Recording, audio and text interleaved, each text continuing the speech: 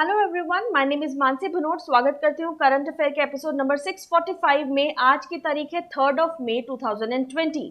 Pinnacle and frontier IAS हमारे दो channels हैं। अगर अभी तक आपने इसको सब्सक्राइब नहीं किया तो सब्सक्राइब जरूर कीजिएगा।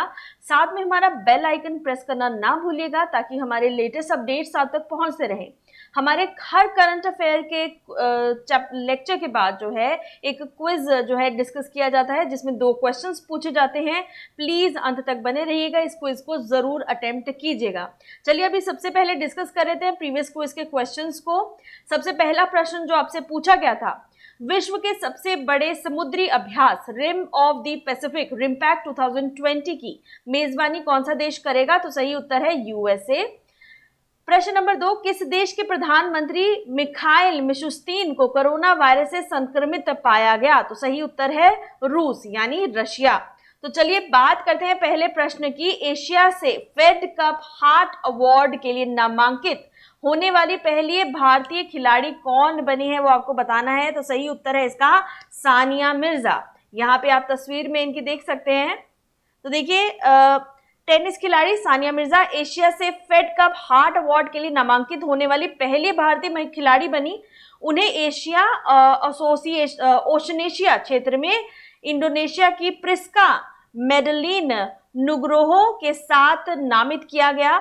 सानिया ने हाल में 4 साल बाद फेड कप टेनिस टूर्नामेंट में वापसी की थी। सानिया ने भारत को पहली बार फेड कप के प्लेऑफ में जगह दिलाने में अहम भूमिका निभाई थी। हर्ट पुरस्कार के विजेता का फैसला प्रशंसकों की ऑनलाइन वोटिंग के आधार पर होगा, जो 1 मई से शुरू होकर 8 मई तक चलेगी। ये फेड कप हार्ट पुरस्कार का 11वां स्तर है।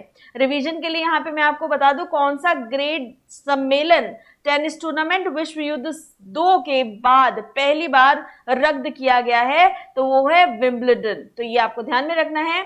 चलिए बात करते हैं अगले प्रश्न की। विश्व प्रेस स्वतंत्रता दिवस 2020 की थीम क्या है, वो यहाँ पे आपको बताना है। तो देखिए उसकी थीम है जर्नलिज्म विदाउट फियर और फेवर। तो ये विश्व प्रेस स्वतंत्रता की थीम है जो कि हर साल 3 मई को मनाया जाता है। इसका उद्देश्य प्रेस स्वतंत्रता के मूल सिद्धांतों का जश्न मनाना और दुनिया भर में प्रेस स्वतंत्रता का मूल्यांकन करना है।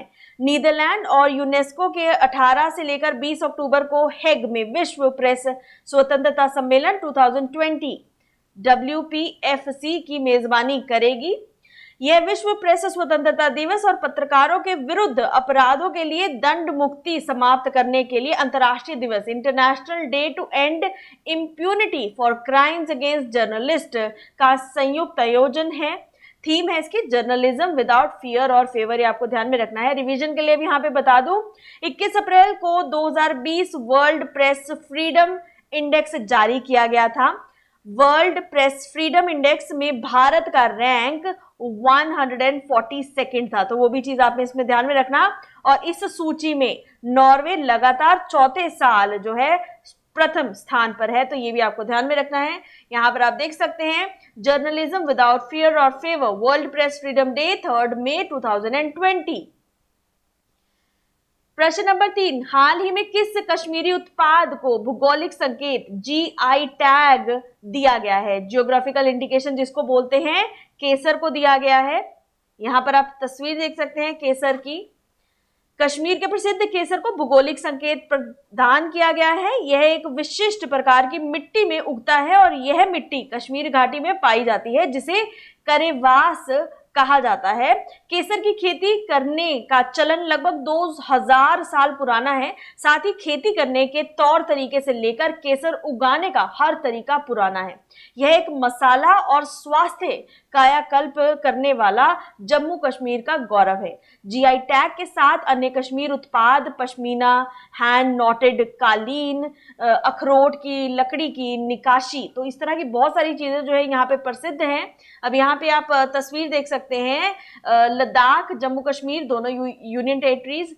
जम्मू कश्मीर के लेफ्टिनेंट गवर्नर गिरीश चंद्र मुर्मू और लद्दाख के लेफ्टिनेंट गवर्नर RK माथुर। तो आपको ध्यान में रखना है। आप लोकेशन देख सकते हैं जम्मू कश्मीर और लद्दाख की, दोनों यूटी हाल ही में बनी है। चलिए बात करते हैं अगले प्रश्न की। भारतीय मूल की वनीजा रूपानी द्वारा नासा के पहले मंगल हेलीकॉप्टर को क्या नाम दिया गया है वो आपको बताना है। तो देखिए इनको नाम दिया गया है इंजेन्युटी, तो ये आपको यहां पर ध्यान में रखना है। अमेरिका की अंतरिक्ष एजेंसी नासा के पहले मंगल हेलीकॉप्टर को अब इंजेन्युटी नाम मिल गया है। मीनिंग ऑफ इंजेन्युटी क्या होता है? इसका मतलब होता है प्रतिभा, कौशल या चातुर्य। इसका मतलब इसका जो श्रेय है भारतीय मूल की 17 वर्षीय लड़की वनीजा रूपानी को मिला है। नासा ने मार्च में घोषणा की थी कि उसके अगले रोवर का नाम परसेवरेंस होगा, जो छात्र एलेक्जेंडर मेथर के निबंध पर आधारित है। एजेंसी के मंगल ग्रह पर रोवर के साथ जाने वाले हेलीकॉप्टर का नामकरण करने का भी निर्णय किया। इंजेनिटी दूसरी दुनिया में पहली यांत्रिक ऊर्जा उड़ान के प्रयास के तहत लाल ग्रह पर परसेवरेंस के साथ जाएगा। अब रिवीजन के लिए यहाँ पे आपको बता दूं, मंगल हेलीकॉप्टर का निर्माण किसने किया? जो नासा के परसेवरेंस रोवर के साथ मंगल पर उड़ान भरेगा, तो वो है बॉब बालाराम। तो ये भी ध्यान में रखिएगा। अब ये 17 वर्ष की लड़की को भी आप देख लीजिए यहां तस्वीर में। अब साथ ही साथ आपको एडिशनल इंफॉर्मेशन के लिए बता दूं कि हाल ही में मणिपुर के चाक हाओ अर्थात काले चावल तथा गोरखपुर टेराकोटा को भौगोलिक संकेतन यानी जीआई टैग दे दिया गया है। चाक हाओ एक सुगंधित चिपचिपा चावल है जिसकी मणिपुर में सदियों से खेती की जा रही है। चावल की इस किस्म में विशेष प्रकार की सुगंध होती है। गोरखपुर का टेराकोटा कार्य सदियों से जो है चला रहा है, बहुत पुरानी कला है, जिसमें जहां स्थानीय कारीगरों द्वारा विभिन्न जानवरों की आकृतियां बनाई। तो चलिए अब बात करते हैं अगले प्रश्न की। यहां पर आप देख सकते हैं अगला प्रश्न, किस देश के लापता पत्रकार साजिद हुसैन हाल ही में स्वीडन में मृत पाए गए? तो ये पाकिस्तान के हैं। यहाँ पे आप इनकी तस्वीर देख सकते हैं। पिछले 2 महीने से लापता पाकिस्तान के निर्वासित पत्रकार साजिद हुसैन का शव स्वीडन की एक नदी में मिला। पाकिस्तान में हो रहे मानवाधिकारों के उल्लंघन और सरकार की जातियों के खिलाफ लगातार आवाज उठाते रहने वाले साजिद ने स्वीडन में शरण ले रखी थी। स्वीडन के उपासला शहर की फायरिक्स नदी में साजिद मृत पाए गए। यह 2 मार्च से ही लापता थे। साजिद पाकिस्तान के बलूचिस्तान प्रांत के मूल निवासी थे और वहां सरकार की ओर से होने वाली जातियों के खिलाफ आवाज उठाते थे।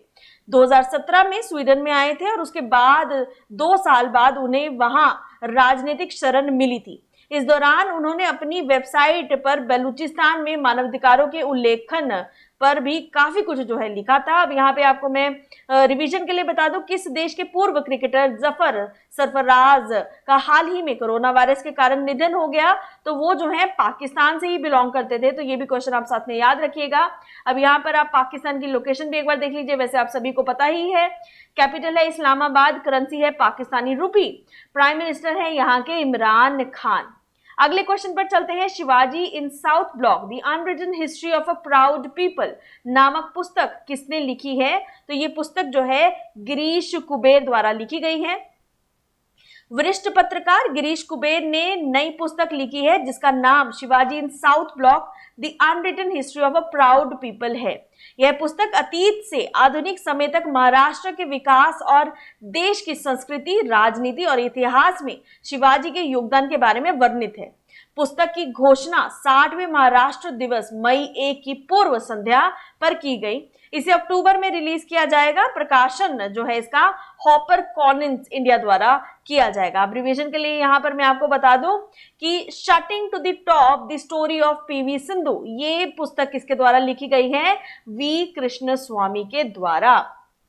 चलिए बात करते हैं अगले प्रश्न की। आर्थिक मामलों के नए सचिव के रूप में किसे नियुक्त किया गया है? तो तरुण बजाज को यहाँ पे नियुक्त किया गया है। तरुण बजाज ने 1 मई 2020 को नए आर्थिक मामलों के सचिव के रूप में पदभार ग्रहण किया है। उन्होंने ऐसे समय में कार्यभार संभाला है कि जब मौजूदा कोरोना वायरस महामारी के कारण अर्थव्यवस्था गंभीर तनाव में है। उन्होंने अतनु चक्रवर्ती का स्थान लिया है जो 30 अप्रैल 2020 को सेवानिवृत्त हो गए। अब एडिशनल इंफॉर्मेशन के लिए यहाँ पे मैं आपको बता दूं, अजय तिर्की ने महिला और बाल विकास मंत्रालय के में सचिव के रूप में अपना पदभार जो है ग्रहण किया है वह मध्य प्रदेश कैडर के जो 1987 बैच के आईएएस अधिकारी हैं, उन्होंने रविंद्र पवार के स्थान पर यह पदभार जो है ग्रहण किया है 30 अप्रैल 2020 से, जो कि सेवानिवृत्त हुए थे।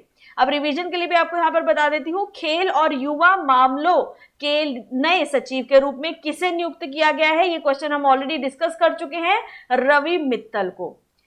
अब यहाँ पे आप देख सकते हैं इनकी तस्वीर, तरुण बजाज।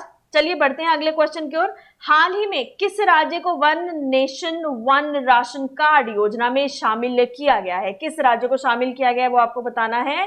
तो देखिए, उत्तर प्रदेश, बिहार, पंजाब, उपर्युक्त सभी, तो ऑल ऑफ दीज जो है इसका सही उत्तर है। इन सभी राज्यों को जो है शामिल किया गया है। हाल ही में सरकार ने उत्तर प्रदेश, बिहार, पंजाब, हिमाचल प्रदेश और दमन द्वीप में लाभार्थियों को कवर करने के लिए राशन कार्ड पोर्टेबिलिटी का दायरा बढ़ाया है। इससे प्रवासी मजदूरों को घर से दूर सब्सिडी वाले भोजन तक बेहतर पहुंच प्राप्त होगी। One nation one ration card योजना अब तक जो है 17 राज्य और केंद्र शासित प्रदेश में शामिल हो चुका है। इस योजना के तहत प्रत्येक लाभार्थी को 5 किलोग्राम अनुदानित खाद्यान्न जो है दिया जाएगा। यह योजना इस साल जनवरी में 12 राज्यों यानी कि आंध्र प्रदेश, गोवा, गुजरात, हरियाणा, झारखंड, केरल, कर्नाटक, मध्य प्रदेश, महाराष्ट्र, राजस्थान, तेलंगाना, त्रिपुरा में शुरू की गई थी। देश के बाकी हिस्सों को इस साल जून तक पोर्टेबिलिटी योजना में शामिल किया जाएगा। चलिए बात करते हैं अगले क्वेश्चन की। न्यूजीलैंड क्रिकेट के शीर्ष सम्मान सर रिचर्ड हेडली मेडल किसने जीता है? तो ये मेडल रॉस टेलर द्वारा जीता गया। दिग्गज बल्लेबाज रॉस टेलर ने न्यूजीलैंड क्रिकेट के शीर्ष सम्मान सर रिचर्ड हेडली मेडल जो है जीत लिया है। टेलर ने इन पुरस्कारों के 10 साल के इतिहास में तीसरी बार जो है ये अवार्ड जीता है। इस बार कोरोना प्रतिबंधों के चलते ऑनलाइन आयोजित हुए सम्मान समारोह में यह सम्मान दिया गया। रॉस टेलर ने पिछले साल न्यूजीलैंड टीम में लगातार जो है दूसरी बार वर्ल्ड कप फाइनल में पहुंचने में अहम भूमिका निभाई थी। रॉस टेलर और सोफी डिवाइन ने क्रमशः पुरुष और महिला की T20 player of the year का पुरस्कार अपने नाम किया। कप्तान केन विलियमसन को वार्षिक न्यूजीलैंड क्रिकेट पुरस्कारों में पुरुषों का एक दिवसीय अंतर्राष्ट्रीय प्लेयर ऑफ द ईयर चुना गया। अब यहाँ पे इंपॉर्टेंट इंफॉर्मेशन के लिए आपको मैं यहाँ पर बता दूं कि ऑस्ट्रेलिया के मेलबर्न क्रिकेट ग्राउंड में महिला T20 इवेंट के दौरान आईसीसी वर्ल्ड कप फाइनल में न्यूजीलैंड की पहली महिला एम्पायर बनने के बाद किम कॉटन को एम्पायर ऑफ द ईयर चुना गया। बात करते हैं अब यहाँ पे न्यूजीलैंड की। आप देख सकते हैं कैपिटल जो है वेलिंगटन, करेंसी जो है न्यूजीलैंड डॉलर, प्राइम मिनिस्टर है यहाँ के। आप देख सकते हैं अगले क्वेश्चन की। कोविड-19 के लिए किस संस्थान ने दिल्ली पुलिस के साथ आयुरक्षा कार्यक्रम आयोजित किया है? तो ये आपको बताना है। तो ये आयोजित अखिल भारतीय आयुर्वेद संस्थान द्वारा जो है किया गया है। यहाँ पर आप तस्वीर में देख सकते हैं। अब बात करते हैं आज के समरी कीवर्ड्स की। 3 मई 2020 first Indian nominated Fed Cup heart award from Asia किसके द्वारा जीता गया है? तो सानिया मिर्जा इसका सही आंसर है। World press freedom day 2020 theme इसकी है जर्नलिज्म विदाउट फियर और फेवर। कश्मीर प्रोडक्ट को जिसको जीआई टैग अभी हाल ही में दिया गया है that is saffron. NASA's first Mars helicopter name क्या है? That is Indian origin Vaneeza Rupani के द्वारा जो दिया गया है। इनजेनिटी है उसका नाम। मिसिंग जर्नलिस्ट साजिद हुसैन जो कि अभी डेड फाउंड किए गए, वो कहाँ पर पाए गए, वो कहाँ से हैं? तो वो पाकिस्तान के हैं, बलूचिस्तान के अत्याचारों के खिलाफ जो बहुत टाइम से जो है आवाज अपनी उठा रहे थे। Book Shivaji in South block ये किसके द्वारा लिखी गई है? गिरीश कुबेर द्वारा। इकोनॉमिक अफेयर्स सेक्रेटरी जो है अभी अपॉइंट किए गए हैं Tarun Bajaj. One nation one ration card ये स्कीम जो है 17 जिले जो स्टेट्स हैं यूटीज में जो लागू की गई है, उसमें हाल ही में Uttar Pradesh, Bihar, Punjab, Himachal Pradesh and Daman and Diu में इसको लॉन्च किया गया है। Sir Richard Hadley medal New Zealand का, ये ऑनर जो है किसको भी दिया गया है? रॉस टेलर को। आयुरक्षा प्रोग्राम दिल्ली पुलिस का जो है ये किसके द्वारा जो है आयोजित किया जा रहा है? That is all India institute of Ayurveda. चलिए अब डिस्कस कर लेते हैं क्विज फॉर द डे को। एशिया से फेड कप हार्ट अवार्ड के लिए नामांकित होने वाली भारतीय पहली खिलाड़ी कौन बनी है, तो उसका सही उत्तर आपको बताना है। अगला प्रश्न देखिए, आर्थिक मामलों के नए सचिव के रूप में किसे नियुक्त किया गया है? दोनों क्वेश्चंस का आंसर आप जरूर कमेंट सेक्शन में लिख के बताइएगा। Thank you so very much, stay safe, stay home, and please do subscribe and press the bell button. Thank you so much.